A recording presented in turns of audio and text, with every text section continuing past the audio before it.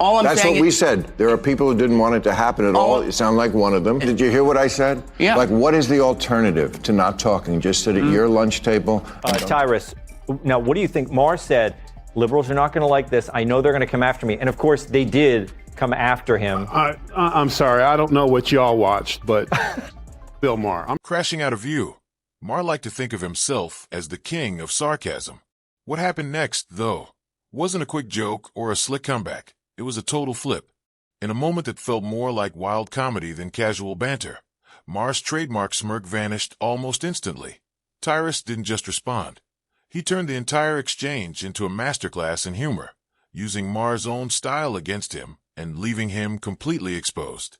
If you've ever wondered what it looks like when Bill Maher gets outplayed, this was it. Buckle up. This front row clash is loud, fast, and impossible to ignore. This is like someone who talked about black people his whole life and then had dinner with one and said, actually, after I had dinner with them, they're not that bad, guys. No, you don't get to do that, you coward. You went on a show and you tried to play both sides of the street. That's right. Why? So maybe he could do your show? Because the 300,000 people that watch it, if we had those numbers here, I wouldn't be here. These dudes make me laugh. At this point, Bill Maher's familiar grin after every awkward joke feels less like confidence and more like routine. It's as if he's already handing himself points just for showing up, grading his own material as it lands. He likes to cast himself as a fearless teller of hard truths, but often it comes off more like that overly confident relative at a family dinner, the one who mistakes being loud and stubborn for being honest. Far left. And when you do, you wind up pushing the people in the middle to the right. At its worst, Canada is what American voters think happens when there's no one putting a check on extreme wokeness. They say in politics, liberals are the gas pedal and conservatives are the brakes. And I'm generally with the gas. That's when Tyrus steps in, saying aloud what everyone else is already thinking. Bill Maher isn't breaking new ground anymore. He's coasting, recycling old material, relying on the audience to be polite or distracted enough not to notice. Take away the spotlight, and he starts to look like someone on the sidelines, waving for attention while still insisting he's the fearless outsider. The irony.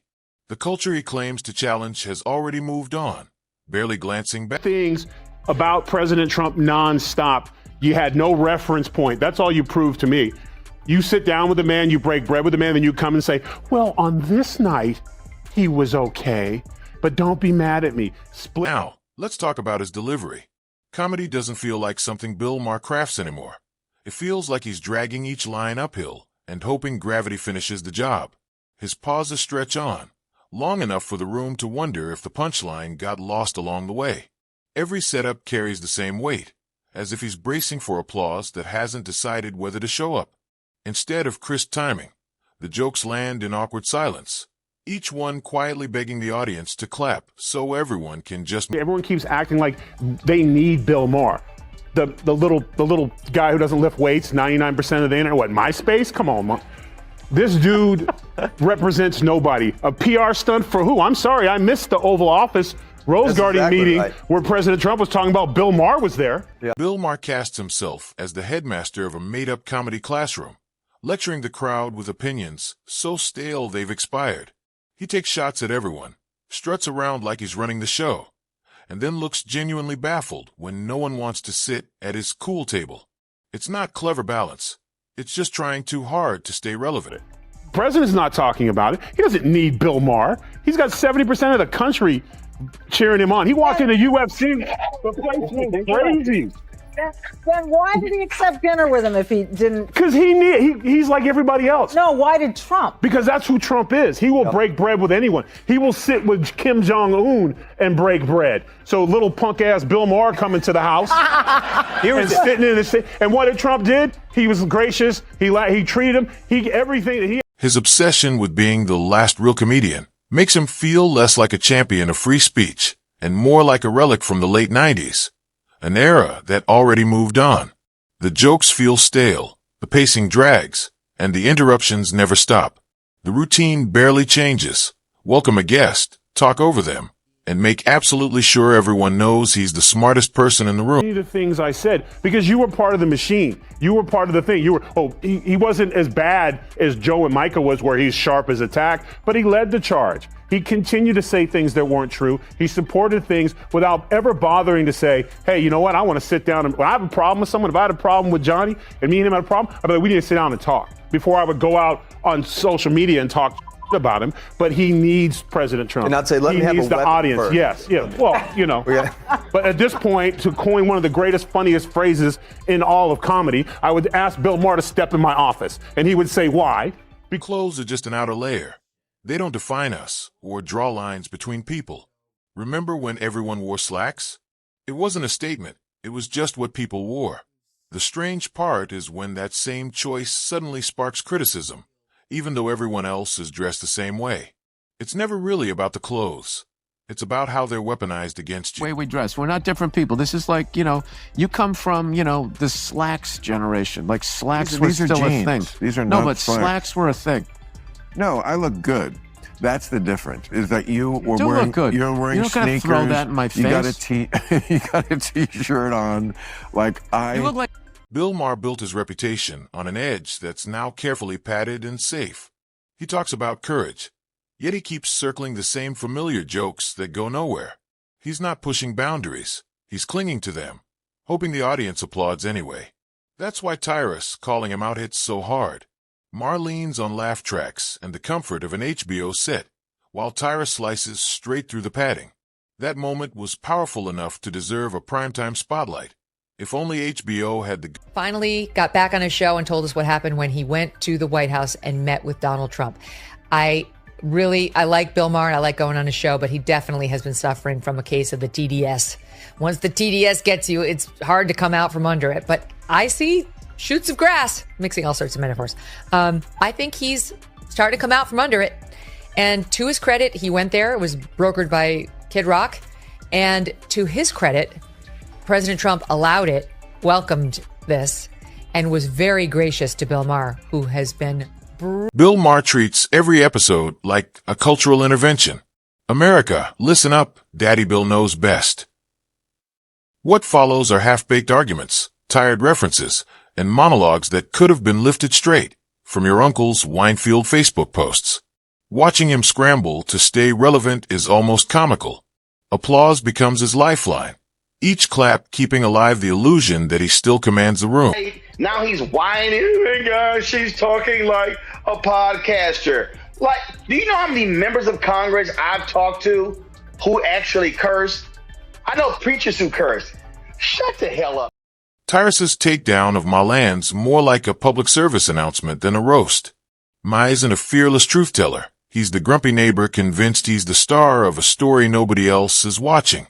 He clings to his politically incorrect glory days like they were historic comedies, while in reality he's just wrapping another show and settling into the comfort of HBO paychecks. Some martyr, indeed. He can't smoke a blunt because he is an ass. He's a blunt himself. Listen, a blunt tool for stupidity. Bill Maher, to me, for a long time, has been anti-black. And I know a lot of people say they don't believe that. Bill Maher is racist as hell. This is just a reminder of that. The idea or the audacity of him to have a problem with Jasmine Cracker, who shows up to work more prepared than anybody in every fucking committee she sits on. No one is more prepared than this representative. And his whole cancel culture act? Pure performance. Ma acts like every line could end his career, yet he's been recycling the same rants for decades, from one of TV's safest stages. His go-to defense. Relax, I'm only joking. Lands about half the time as a lecture, not a laugh. The result isn't bold comedy. It's tired, self-satisfied, and about as appealing as a dusty bottle of expired cough syrup. like Bill Maher, who took a shot and, not surprisingly, predicted doom and gloom, has come back to say the following. Listen to this on SOP 4. Remember, I, along with probably most people, was saying at the beginning, oh, you know, by the 4th of July, somebody had to think how the country was, the economy was going to be tanked by then. By this, Bill Maher's smugness is next level. He frames his panel show as the last bastion of free thought, but it often feels like ego therapy. He interrupts guests, pats himself on the back, and calls it a discussion. Meanwhile, he mocks late-night hosts, forgetting they fully embrace their role as entertainers. Ma lectures on Gen Z and social media like he's narrating a National Geographic special, and his smartphone rants land like a grandpa yelling at the thermostat. drinking and driving charge. He doesn't have any priors, Your Honor. Look at him. He's wearing his Chelsea boots. He's a and what do they call it? A productive member of society.